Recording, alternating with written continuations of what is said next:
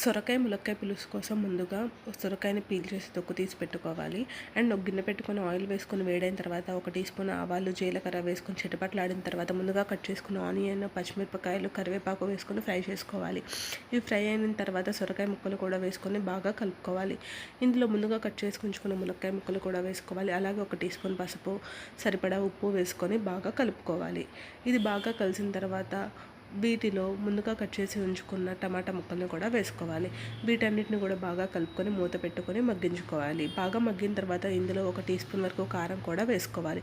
బాగా కలుపుకొని మూత పెట్టుకొని మళ్ళీ ఒక 2 మినిట్స్ పాటు వరకు మగ్గించుకోవాలి. ఇప్పుడు ఇందులో నిమ్మకాయ సైజ్ అంతా చింతపండుని తీసుకొని పులుసు తీసుకొని పోసుకోవాలి. ఇది మళ్ళీ కలుపుకొని మూత పెట్టుకొని మగ్గించుకోవాలి. ఇప్పుడు చూసారు కదా, పులుసు బాగా మరుగుతుంది. ఇందులో 1 టీ స్పూన్ వరకు బెల్లం వేసుకోవాలి. అలాగే కొంచెం కొత్తిమీర కూడా వేసుకొని కలుపుకోవాలి. అంతే, సొరకాయ ములక్కాయ పులుసు రెడీ అయిపోయింది. ఎంతో యమ్మీ అండ్ టేస్టీగా ఉంది.